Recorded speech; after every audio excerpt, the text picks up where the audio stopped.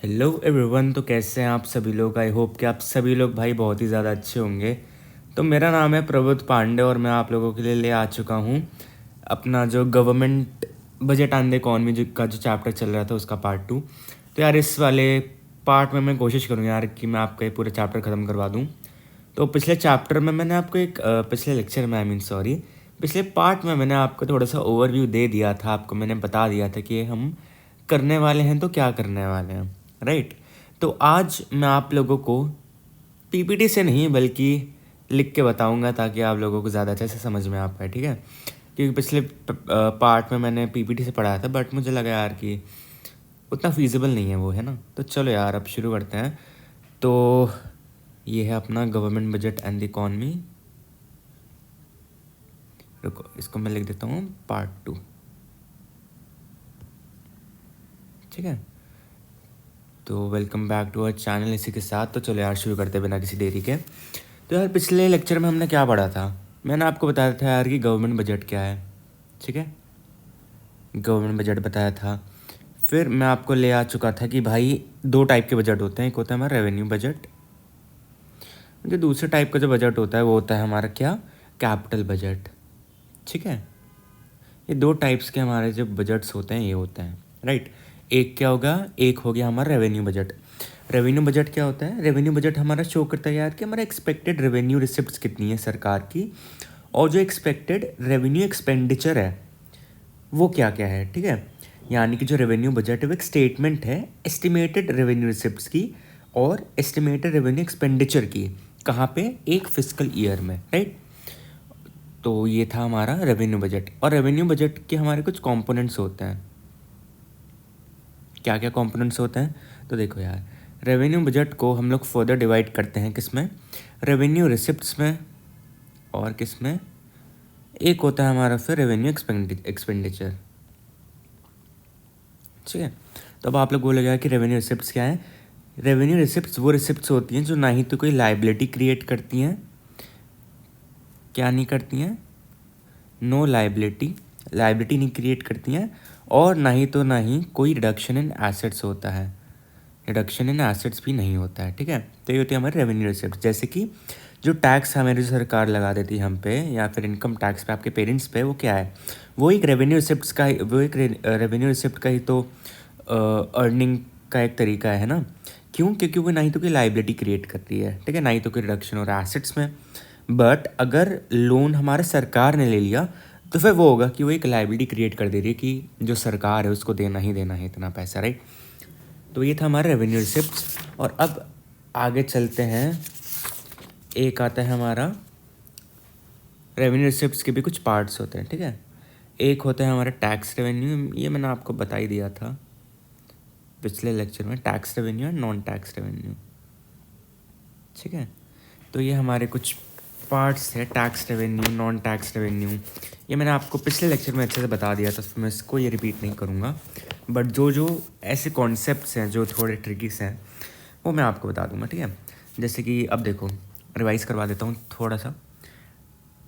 Total tax revenue क्या होता है, टैक्स रेवेन्यू में आपका डायरेक्ट टैक्स आ जाता है और एक इनडायरेक्ट टैक्स आ जाता है, ठीक है।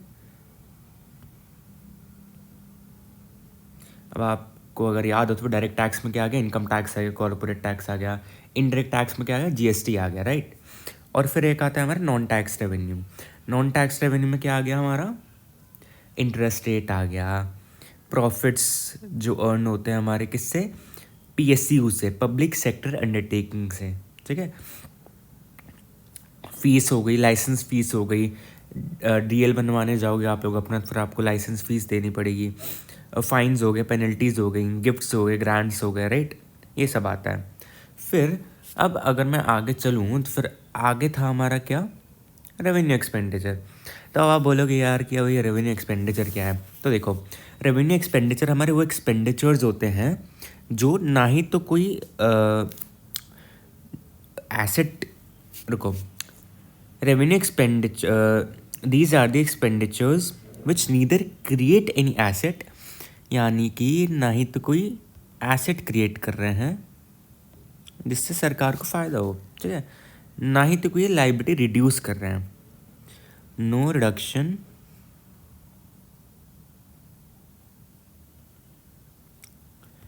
इन लायबिलिटीज। ठीक है, ये था हमारा क्या, ये है हमारा रेवेन्यू एक्सपेंडिचर, यानी कि ना ही तो कोई एसेट हो रहा है ना ही तो कोई रिडक्शन हो रहा है किस में, लायबिलिटी में। जैसे जैसे कि यार कंस्ट्रक्शन हो गया एक हाईवे का, या फिर रीपेमेंट हो गया किसी लोन का, ये सारे हमारे रेवेन्यू एक्सपेंडिचर नहीं है। कंस्ट्रक्शन ऑफ अ हाईवे और repayment of a loan is not a revenue expenditure. ठीक है, क्यों? क्योंकि जो एक्सपेंडिचर्स हैं ये हमारे smooth functioning of a government या फिर उसके डिपार्टमेंट्स के लिए कह लो, और उसके जो day to day expenses meet करने को हैं वो करता है ये वर्क उस लिए। ठीक है, अब जैसे कि पेमेंट ऑफ सैलरीज हो गया, पेंशन्स हो गया, ये क्या है, ये हमारे रेवेन्यू एक्सपेंडिचर ही तो है। यानी क्या, ना ही तो कोई रिडक्शन और लाइबिलिटी में, ना ही तो कोई एसेट्स वो हो रहे हैं मेरे, राइट। कैसे यार, कि मैं आपकी सैलरी दे रहा हूँ, पेंशन्स मिली है लोगों को, इंटरेस्ट रेट हो गया, पेमेंट्स हो गए, सब्सिडीज़ मोस्ट इम्पॉर्टेंट। ठीक है, ये सब है हमारा, राइट। अब पिछले लेक्चर में मैंने आपको, आई एम श्योर, मुझे अच्छे से ध्यान तो नहीं, बट हाँ मैंने आप लोगों को कुछ रिग्रेसिव एंड प्रोग्रेसिव टैक्सेस के बारे में बताया था ना। तो ये कुछ हमें डिफरेंट टाइप्स ऑफ टैक्सेस होते हैं। जैसे पहला है हमारा progressive tax system, PTS short form है, एब्रीविएशन है, अच्छे से करना। रिग्रेसिव टैक्स सिस्टम, ये आपके CVT में आएगा। ठीक है, बोर्ड्स में आए ना आए, CVT में पक्का आएगा। प्रोपोर्शनल टैक्स सिस्टम, और एक अगला क्या है हमारा, अगला है हमारा लमसम टैक्स सिस्टम। ये एक्स्ट्रा है, नहीं करना चाहो तो मत करना, बट CVT में पक्का आएगा लमसम टैक्स सिस्टम। ठीक है, तो प्रोग्रेसिव टैक्स सिस्टम में क्या होता है, ये टैक्स सिस्टम होता है जहाँ पे क्या होता है, that causes relatively less burden. जो हमारे पुअर होते हैं उन पे क्या होता है, जो पुअर होते हैं उन पे लेस बर्डन पड़ता है, और जो रिच होते हैं, रिचर क्लास होते हैं, उनका जो टैक्स रेट होता है वो राइज करता है विद राइज इन इनकम। ठीक है, यानी कि पुअर को बेनिफिट हो रहा है, रिच को थोड़ा सा डिसएडवांटेज है यहाँ। ये था हमारा प्रोग्रेसिव। रिग्रेसिव में क्या है, ये एक टैक्स सिस्टम है that causes relatively more burden on the poor. Poor पे ज़्यादा बर्डन है as compared to the rich ones. ठीक है, क्या है, tax rate falls with rise in income. यानी कि ये तो यार काफ़ी रेयर है, बट हाँ कि यार ऐसा तो है नहीं ना कि जितनी कम सैलरी है उतना ज़्यादा आप टैक्स भरो, ऐसा होता नहीं, बट स्टिल एक टैक्स सिस्टम है तो कर लेना। फिर एक आता है हमारा प्रोपोर्शनल टैक्स सिस्टम। ये टैक्स सिस्टम है जहाँ पे जो रेट ऑफ टैक्सेशन है वो रिमेन करता है क्या, कांस्टेंट विद इंक्रीज और डिक्रीज इन इनकम। ठीक है, यानी कि यार ये सेम कांस्टेंट रहता है यहाँ पे। अगला है हमारा lump sum tax system. Lump sum tax system ये जो है किसी इनकम पे डिपेंड नहीं करता है, बल्कि प्रॉपर्टी टैक्स पे होता है, जो एक डायरेक्ट टैक्स होता है, यानी कि लमसम। ठीक है, प्रॉपर्टी टैक्स।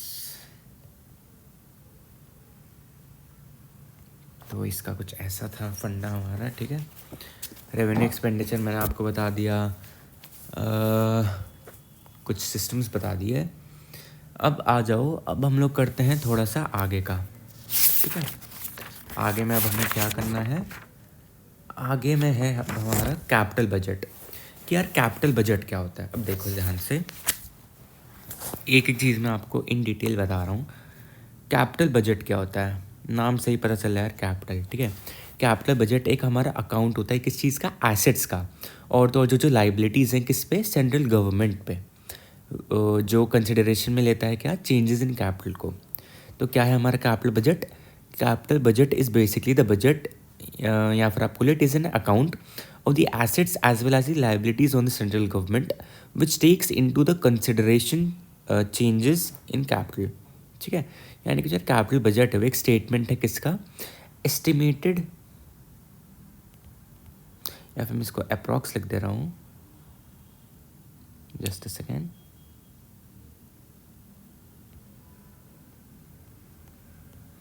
अप्रॉक्स कह लो, एस्टिमेटेड कह लो, एक ही बात है। किसका, approx capital receipts and estimated capital expenditure during a physical year. ठीक है, तो ये था हमारा कैपिटल बजट। और अब इसके भी देखो यार दो पार्ट्स आ जाते हैं। दो पार्ट्स कौन से होते हैं? एक होता है हमारा कैपिटल रिसिप्ट्स और दूसरा होता है हमारा कैपिटल एक्सपेंडिचर। तो चलो अब हम लोग कैपिटल रिसिप्ट्स को देखते हैं कि कैपिटल रिसिप्ट्स में क्या क्या फंडा है हमारा। अब देखो कैपिटल रिसिप्ट्स क्या है हमारी, ये सारी रिसिप्ट्स होती हैं किसकी? सरकार की, जो क्रिएट कर देती है लायबिलिटी फॉर द गवर्नमेंट। ठीक है, क्या करता है यार, या तो लायबिलिटी बढ़ा देता है या तो फिर रिडक्शन इन एसेट्स हो जाता है। ठीक है,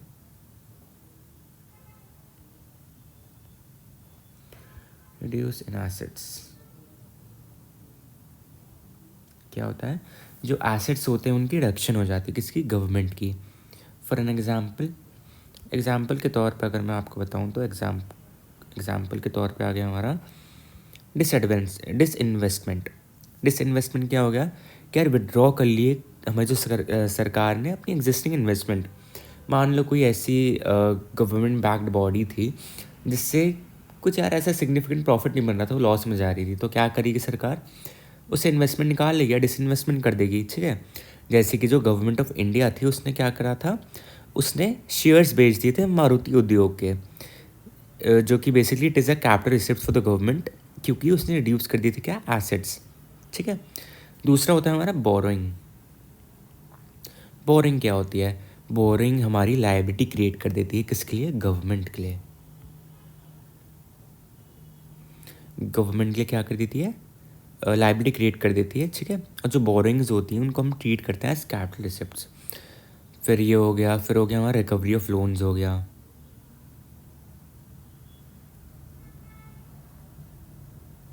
ये भी हमारा कैपिटल रिसिप्ट्स में आता है। कैसे? कि जो गवर्नमेंट ग्रांट्स होते हैं, loans to state government, union territories etcetera, तो जब ये सब रीपे करते हैं लोन, तो फिर उसको हम लोग कैपिटल रिसिप्ट्स के तौर पे उसको अकाउंट करते हैं। क्यों? क्योंकि वो रिड्यूस कर देता है एसेट्स ऑफ द गवर्नमेंट को। ठीक है, तो अब आप लोग समझ पा रहे होगे कि रिकवरी ऑफ लोन्स हमारे कैपिटल रिसिप्ट्स में क्यों आता है। देन एक फोर्थ पॉइंटर आता है हमारा, that is extremely important, that is small savings. ठीक है, स्मॉल सेविंग्स क्या होती हैं? जो गवर्नमेंट रेज कर देती है funds from public bye issuing national saving certificates, NSCs। Post office में जाना, आप अपने पेरेंट्स से पूछना, पता चलेगा आपको क्या होता है। नॉट इम्पॉर्टेंट वंस अगेन, तो मत करना, इट्स फाइन। आगे बढ़ते हैं, आगे है हमारा कैपिटल एक्सपेंडिचर। ठीक है, तो यार अब हम लोग देखते हैं कि यार कैपिटल एक्सपेंडिचर है तो है क्या। तो ध्यान से देखना, कैपिटल एक्सपेंडिचर एक एक्सपेंडिचर है हमारी सरकार का, जो या तो क्रिएट कर देगी एसेट, या तो एसेट क्रिएट कर देगी, या तो रिड्यूस कर देगी क्या? लायबिलिटी। ठीक है, आई होप आप समझ पा रहे होगे। तो फिर जो होता है इसमें क्या क्या इंक्लूड होता है? This includes expenditure on the acquisition of land. ये सारे आपके क्या हैं? लैंड हो गया, बिल्डिंग हो गया, मशीनरी हो गया, इक्विपमेंट हो गया, इन्वेस्टमेंट इन शेयर्स हो गया, loans and advances by the central government to state and union territories government, PSUs and other entities. ठीक है, तो क्या होता है यार इसमें, या तो आपके एसेट्स बढ़ जाएंगे या तो आपकी लायबिलिटी कम हो जाएगी, कुछ ऐसा होगा सीन यहाँ पे। ठीक है, तो बस इतना ही था इसमें, तो ऊपर से है ना कि यार CVT में तो आपका मोर और लेस यही आएगा। राइट, तो चलो आगे बढ़ते हैं।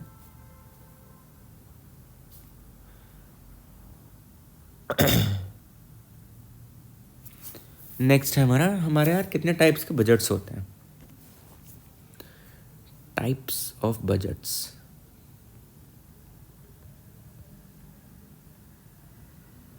ठीक है ना, क्या यार हमारे कितने टाइप्स के बजट होते हैं? तो देखो, पहला होता है हमारा बैलेंस बजट। नाम से पता चल रहा है यार कि बैलेंस्ड हर चीज़, यानी कि टोटल रिसिप्ट्स है। रुको पहले मैं आप लिख देता हूँ बैलेंस्ड। तो क्या आपको पता चल रहा है कि बैलेंस्ड है, यानी कि total receipts is equal to total expenditure है यहाँ पे। ठीक है, ये आपके MCQs में आएंगे, CVT में तो पक्का आएगा। ठीक है, क्या हो रहा है यहाँ पे? Total receipts is equal to total expenditure. कैसे? ये एक हमारा ऐसा बजट है जहाँ पे जो गवर्नमेंट की जो एस्टिमेटेड रिसिप्ट्स होती हैं, यानी कि दोनों के दोनों कैपिटल, यानी कि कितनी अर्निंग हुई है, plus the revenue, the capital and revenue are equal to government's estimated expenditures. ठीक है, यानी कि जितना भी कैपिटल जनरेट हुआ है, रेवेन्यू जनरेट हुआ है, वो किसकी इक्वल है? वो इक्वल है कि आपका कितना खर्च हो रहा है, एस्टिमेटेड खर्च है ना, एस्टिमेटेड एक्सपेंडिचर जो कि बोथ है हमारा capital as well as revenue. Alright, तो यहाँ पे हमारा T R is equals to T E होता है। मैंने अगर कुछ बीच में गलत बोला तो आई एम सॉरी, मुझे लग रहा है मैंने बोल दिया, बट हाँ ये यहाँ पे हमारा T R is equals to T E होता है, total receipt is equals to total expenditure. ठीक है, आगे बढ़ते हैं। आगे है हमारा यार, हमारा एक है सरप्लस बजट, सेकंड है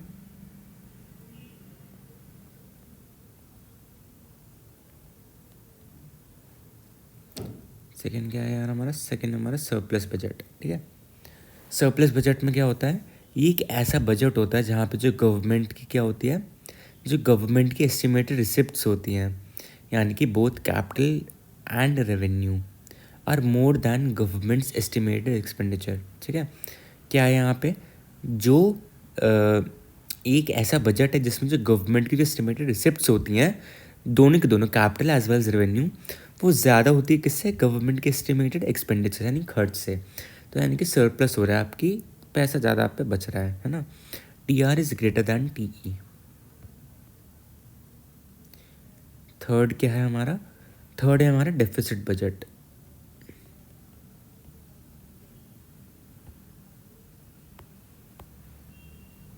डेफिसिट बजट में क्या होता है, एक हमारा ऐसा बजट है यहाँ जहाँ पे हमारा खर्च ज़्यादा हो रहा है, पता ही चल रहा है आपको नाम से, राइट, यानी कि T R is less than T E.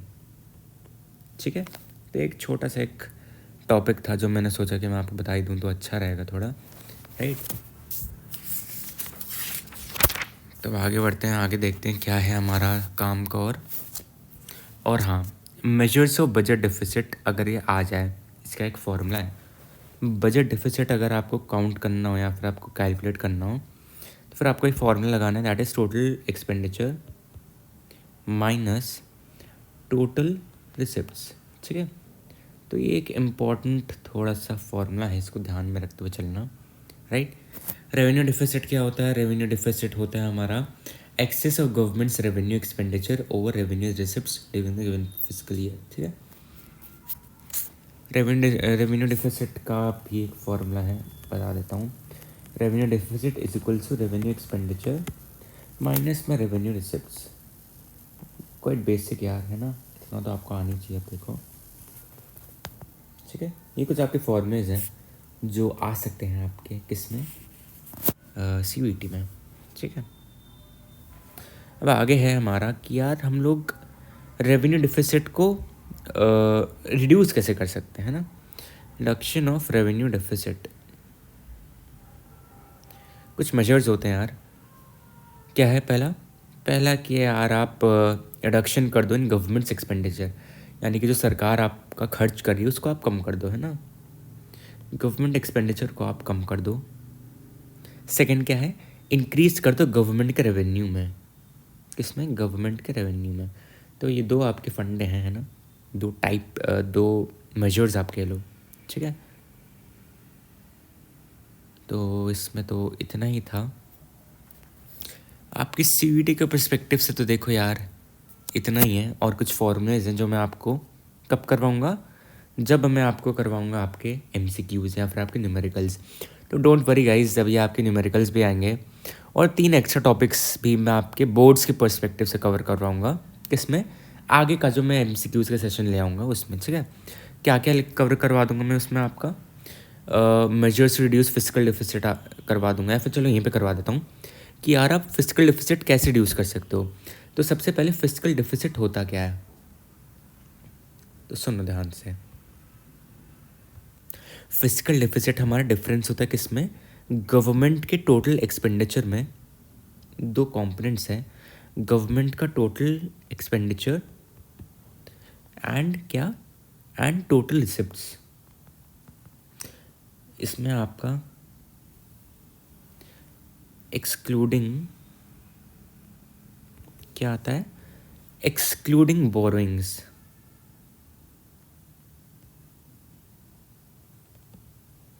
Excluding borings during a given physical year. ठीक है, ये होता है आपका फिजिकल डिफिसिट। इसके कुछ फॉर्मूलेज होते हैं आपके, और फॉर्मूलेज क्या है, रुको मैं बता देता हूँ यहीं पे, इसको रेज करके अच्छे से। कुछ फॉर्मूलेज हैं इसके यार, काफ़ी सारे फॉर्मूलेज हैं, 4 फॉर्मूलेज हैं, तो मैं इसको जब न्यूमेरिकल्स करवाऊंगा तभी करवाऊंगा, बट बेसिक है कि यार कभी कभार क्या होता है ना, जो आपका फिजिकल डिफिसिट होता है वो इज इक्वल्स टू आपका बोरिंग ही होता है, ठीक है। तो ये आपका सबसे इम्पॉर्टेंट है अभी के लिए। क्यों? क्योंकि यार मेरे भी प्री बोर्ड्स में आया था ये सेम टू सेम MCQs में, ठीक है। इसमें आपका कि यार बताओ कैसे कौन कौन से मेजर्स हैं, बहुत कम आता है, बट ये पक्का आएगा, लिख के ले लेना, है ना। जहाँ पे आपका physical deficit is equals to boring ही निकलेगा, राइट। इसका दूसरा नाम ही यार बोरिंग, ठीक है। तो एक फिजिकल डिफिसिट हो गया, एक होता है हमारा प्राइमरी डिफिसिट।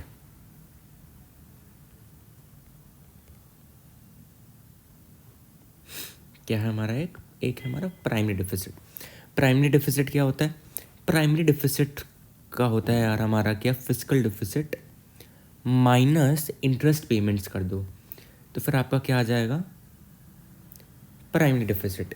डोंट वरी यार, अगर आपको थोड़ा टफ सा लग रहा है तो डोंट वरी, क्योंकि अगले लेक्चर में मैं आपको या फिर लास्ट में मैं आपको इसके MCQs न्यूमेरिकल्स करवा दूंगा, ठीक है। तो सब इजी हो जाएगा, डोंट वरी। अब मेजर्स देख लो कुछ इसके कि यार आप फिजिकल डिफिसिट को आप कैसे रिड्यूस कर सकते हो। रिडक्शन इन फिजिकल डिफिसिट, पहला है कि आप आप क्या कर दो, रिड्यूस कर दो आप सब्सिडीज़, तो फिर इससे आपका फिजिकल डिफिसिट कम हो जाएगा। सेकेंड है आपका, आप रिड्यूस कर दो नॉन डेवलपमेंटल एक्सपेंडिचर को, यानी कि यार जो एक्सपेंडिचर में नॉन डेवलपमेंटल एक्टिविटीज़ में लग रहा है, राइट, कुछ डेवलपमेंट नहीं हो पा रही है, राइट, तो उसको आप कम कर दो, नॉन डेवलपमेंटल एक्टिविटीज़। तो ये था हमारा कैसे कि हम लोग कैसे कर्ब कर सकते हैं फिजिकल डिफिसिट को, या फिर उसको हम लोग रिड्यूस कर सकते हैं।